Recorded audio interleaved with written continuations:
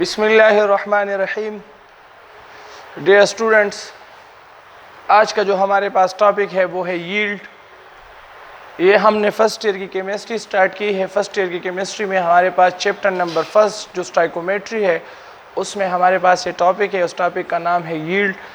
इस वीडियो में हम आपको यील्ड बताएंगे और इसके टाइप्स बताएंगे और साथ में हम इस पे MCQs और क्वेश्चन करेंगे। तो आप क्या करें, अपने साथ कॉपी पेंसिल निकालें, पेन निकालें और साथ नोट करते जाए और इंशाल्लाह अगर वीडियो को आखिर तक देखें गारंटेड आपको मज़ा भी आएगा और आपके जितने भी क्वेश्चन हैं सारे के सारे सॉल्व होंगे।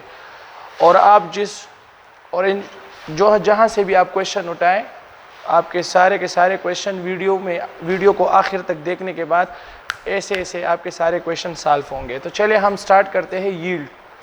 यील्ड देखें, आम लैंग्वेज में जिस तरह आप लोगों के पास यील्ड क्या होता है कि अगर अमाउंट या पैदावार, क्या मतलब है कि आप डेली लाइफ में किसी जगह पे कोई फसल या कोई पौधा लगाते हैं और उससे आपके कितना यील्ड या उससे आपको कितना क्या चीज़ मिलता है, उसको हम कहते हैं यील्ड। लेकिन जैसे ही आप क्या करते हैं, केमिस्ट्री में आप पढ़ते हैं यील्ड, तो केमिस्ट्री में यील्ड हम उसे कहते हैं कि जब आपके पास एक केमिकल रिएक्शन हो और उस केमिकल रिएक्शन में आपके साथ क्या हो, उस केमिकल रिएक्शन में जो है बच्चों आपके साथ जो प्रोडक्ट बन रहा है, आपने जो रिएक्टेंट लिया है उससे कितना प्रोडक्ट बन रहा है, इसको हम कहते हैं यील्ड।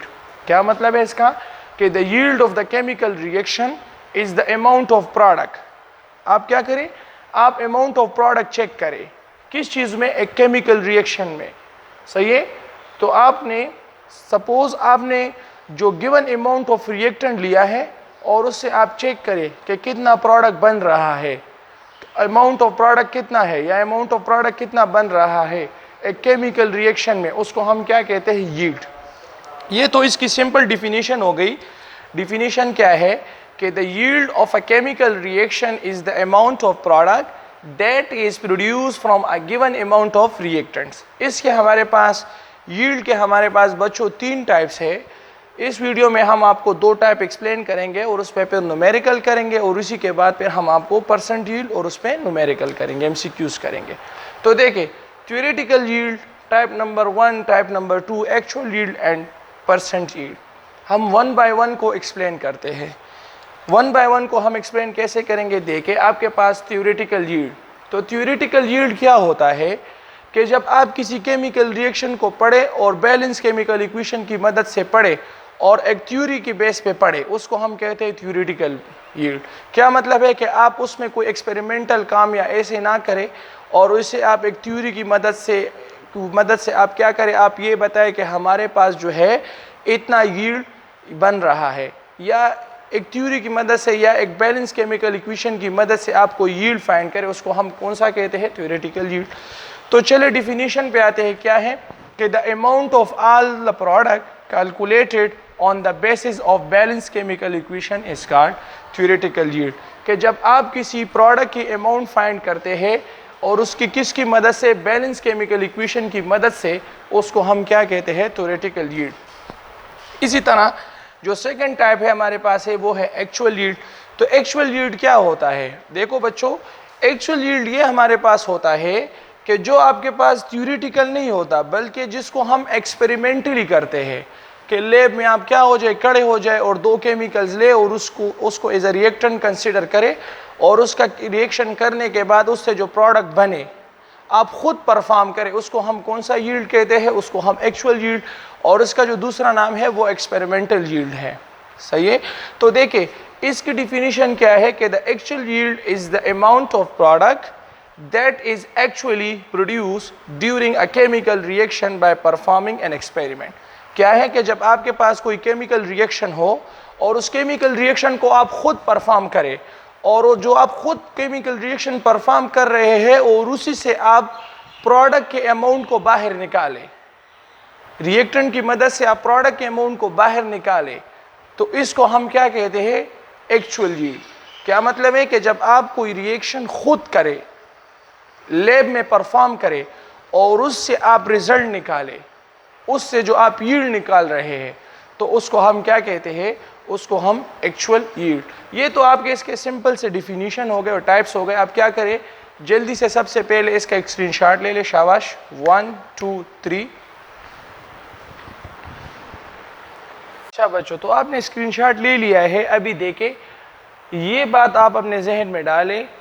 आपके एग्जाम में कभी कभी 4 नंबरों का एक शॉर्ट क्वेश्चन भी आता है। वो क्या है कि वाई द एक्चुअल यील्ड, हमारे पास नोट में आप क्या लिखे कि एक्चुअल यील्ड जो है वो हमेशा उसकी जो वैल्यू है वो कम होगी किससे, थ्योरेटिकल यील्ड से। क्या मतलब है कि actual yield is always less than theoretical yield.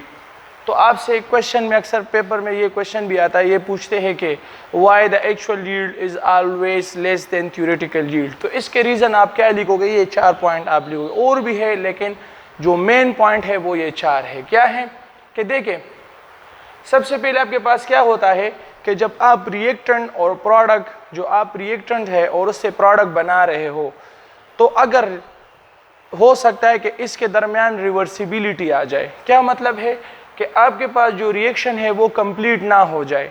मतलब आपको ये पता है कि आप जो रिएक्टेंट ले रहे हो और इससे इतना प्रोडक्ट बनेगा, तो हो सकता है कि वो का सारा रिएक्टेंट प्रोडक्ट में चेंज ही ना हो। तो उसको हम क्या कहते हैं, रिवर्सिबिलिटी। सही है, तो एक तो ये रीज़न है, रिवर्सिबिलिटी भी हो सकती है। दूसरी बात क्या है, दूसरी बात ये है कि अगर आप क्या कर रहे हो, आपने एक रिएक्टेंट लिया है और उससे आप प्रोडक्ट बना रहे हो और उस प्रोडक्ट की जगह उसके साथ कोई दूसरा चीज़ भी बने, तो इट्स मीन के साइड रिएक्शन भी वहाँ पे होता है। ये भी एक वजह हो सकता है। क्या मतलब है कि देखिए, sum of the amount of reactant may have converted into some other product। मतलब आपने रिएक्टेंट लिया है और उससे आप कोई स्पेसिफिक प्रोडक्ट बना रहे हो, तो हो सकता है कि आपके पास जो थ्योरेटिकल तो ठीक है, लेकिन जब आप उसको एक्सपेरिमेंटल देखते हो तो हो सकता है कि वो सारा का सारा रिएक्टेंट तो प्रोडक्ट में ट्रांसफ़र ही ना हो, कुछ जो है वो कोई और चीज़ उसमें बन जाए उस केमिकल रिएक्शन में, तो उसको हम साइड रिएक्शन कहते हैं। एक साइड रिएक्शन भी इसका एक रीज़न है। 3rd नंबर जो है वो मैकेनिकल लॉस है। मैकेनिकल लॉस का क्या मतलब है कि आपके जो है, मतलब आप जो बना रहे हो तो उसमें जो आप एपरेटस वगैरह यूज़ कर रहे हो उसकी वजह से भी, ह्यूमन की वजह से, इंसान की वजह से जो वो यूज़ कर रहा है, जो वहाँ से वो केमिकल ले रहा है, तो हो सकता है कि वो सारा का सारा केमिकल जो प्रोडक्ट रिएक्टेंट वो ले रहा है उससे कुछ वहाँ पे उधर इधर हो जाए, कुछ वहाँ से गिर जाए, कुछ जो चीज़ जो बैलेंस यूज़ कर रहा है वहाँ पे, तो इसको हम मैकेनिकल लॉस भी कह रहे हैं। या जो बैलेंस पे वो वेट ले रहा है उसकी वजह से भी हो सकता है, तो इसको हम क्या कहते हैं, मैकेनिकल लॉस। और 4th जो स्टेप है वो है रिएक्शन कंडीशन। क्या मतलब है कि आपने केमिकल रिएक्शन किया तो उस टाइम एक टेम्परेचर था, जब आपने दूसरा केमिकल रिएक्शन किया तो उस टाइम दूसरा टेम्परेचर था। तो टेम्परेचर की वजह से, प्रेशर की वजह से, पीएच की वजह से, कंसंट्रेशन की वजह से भी आपके पास क्या होता है कि जो एक्चुअल यील्ड है वो हमेशा कम होगा। किससे, थ्योरेटिकल यील्ड से। थ्योरेटिकल यील्ड में मैंने इससे पहले एक्सप्लेन भी किया कि थ्योरेटिकल यील्ड में आप सिर्फ और सिर्फ उसकी बैलेंस केमिकल इक्वेशन की मदद से, थ्योरी की मदद से आप उसको क्या करते हैं, एक्सप्लेन करते हैं। एक्चुअल यील्ड में आप ये करते हैं कि एक्सपेरिमेंटल वर्क करते हैं। तो ये वो कंडीशन है जिसकी वजह से हमेशा आपके पास जो है एक्चुअल यील्ड कम होगा, किससे, थ्योरेटिकल यील्ड से। ठीक है, ये जल्दी से आप इसका स्क्रीनशॉट ले लें। चले, अभी हमारे पास क्वेश्चन है। क्वेश्चन क्या है कि आपके पास जब क्या हो, 1.92 ग्राम ऑफ मैग्नीशियम को हम हीट करें और किसने, ऑक्सीजन के साथ जब हम मैग्नीशियम को हीट करें तो उससे हमारे पास मैग्नीशियम ऑक्साइड बनता है। तो क्या कह रहे हैं कि आप इसकी थ्योरेटिकल यील्ड बताएं। क्या करें, आप मैग्नीशियम ऑक्साइड की जो प्रोडक्ट है उसकी कैलकुलेशन, उसकी जो है थ्योरेटिकल यील्ड फाइंड करें। क्या मतलब है कि जब मैग्नीशियम ने ऑक्सीजन के साथ रिएक्ट किया तो उसने मैग्नीशियम ऑक्साइड बनाया। तो अभी इन लोगों ने मैग्नीशियम, क्या कह रहे हैं कि अगर आप 1.92 ग्राम मैग्नीशियम ले और उसको ऑक्सीजन के साथ रिएक्ट करें तो आप थ्योरेटिकल ये बताएं कि कितना मैग्नीशियम ऑक्साइड बनेगा। तो जल्दी से आप इसके स्क्रीनशॉट ले, शाबाश। अच्छा, तो अभी आप इस न्यूमेरिकल की सलूशन देके, इसका सलूशन क्या है बच्चों, देखो इस न्यूमेरिकल के हम सलूशन करते हैं सलूशन। तो देखिए सलूशन में आपके पास इसके स्टेप्स है। तो पहले में आपने क्या करना है, सबसे पहले आपको जो गिवन है, गिवन आपको क्या है, गिवन आपको 1.92 ग्राम गिवन है। किस चीज़ का, mg गिवन है। और फाइंड आप क्या कर रहे हो बच्चों, तो फाइंड जो है आप थ्योरेटिकल यील्ड फाइंड कर रहे हो। टी शॉर्टकट जो लिख रहा हूँ, थ्योरेटिकल यील्ड फाइंड कर रहे हो किस चीज़ के, मैग्नीशियम ऑक्साइड के। ठीक है, आप थ्योरेटिकल यील्ड फाइंड कर रहे हो किसके? मैग्नीशियम ऑक्साइड के। तो सोल्यूशन में देके इसके आपने स्टेप करने हैं। तो जो आपके पास स्टेप नंबर 1 है उसमें आपने क्या करना है? स्टेप नंबर 1 में जो आपके पास गिवन मास होता है उसको आपने मोल में कन्वर्ट करना होता है। क्या करना होता है? या जो गिवन मास है उसके सबसे पहले आपने मोल फाइंड करने होते हैं। क्या करने होते हैं? मोल फाइंड करने होते। तो मोल आप उसके कैसे फाइंड करेंगे? आपको पता है कि फार्मूला क्या है? N is equal to given mass, इधर देखो बच्चों शाबाश, डिवाइडेड बाय मोलर मास। अगर एटम होते एटॉमिक मास, तो इसमें आप पुटिंग करें कैसे? गिवन मास आपका क्या है? 1.92 ग्राम, और मैग्नीशियम का जो मोल एटॉमिक मास है, मैग्नीशियम एटम है तो atomic mass of magnesium is 24। तो इस दोनों को 1.92 को जब आप मल्टीप्लाई करेंगे, डिवाइड करेंगे 24 पे डिवाइड करेंगे तो इससे आपके पास 0.08 मोल आ जाएगा।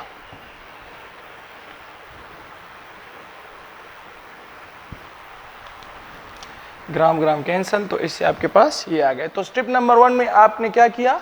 जो गिवन मास था उसको आपने मोल में कर दिया। क्या किया आपने? जो आपको गिवन मास दिया था उसको आपने मोल में चेंज कर दिया है, या उससे आपने मोल फाइंड कर दिया है। अभी जो है आप क्या करेंगे? स्टेप नंबर 2 में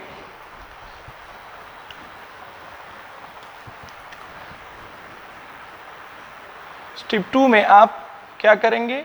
स्टेप 2 में जो है आप कन्वर्जन फैक्टर या आप जो है कंपैरिजन करेंगे। किसकी मदद से? बैलेंस केमिकल इक्वेशन की मदद से आप कंपैरिजन करेंगे। क्या करेंगे? स्टेप नंबर 2 में जो आपने मोल फाइंड, स्टेप नंबर 1 में तो जो गिवन मास था उसकी तो आपने मोल फाइंड कर दिया है। स्टेप नंबर 2 में आप क्या करेंगे? कन्वर्जन फैक्टर और या कंपैरिजन की मदद से या बैलेंस केमिकल इक्वेशन की मदद से आप क्या करेंगे? आप उसके मोल फाइंड करेंगे। तो देखिए कैसे करेंगे, इधर देखिए शाबाश, स्टेप नंबर 2 को हम इधर ही कर रहे हैं। कैसे करेंगे कि जब आपके पास ये 2 मोल मैग्नीशियम था तो उससे कितना बना रहा था आपके पास? 2 मोल ये था। जब ये आपके पास मैग्नीशियम का 2 मोल था तो ये भी आपके पास मैग्नीशियम ऑक्साइड भी 2 मोल था। अब अगर आपके पास मैग्नीशियम 0.08 मोल हो तो ये कितना होगा? तो सिंपल सी बात है, ये भी आपके पास 0.08 मोल ही होगा, क्योंकि सेम जा रहा है। अगर ये 2 है ये भी 2 है, अगर ये 1 होता तो ये भी 1 होता, ये 2 है तो ये भी 2 है, अगर ये 0.08 है तो ये भी 0.08 है। तो यहाँ से तो आपके पास क्या आ गए? मोल आ गए हैं। अभी आपने स्टेप नंबर 3 में क्या करना है?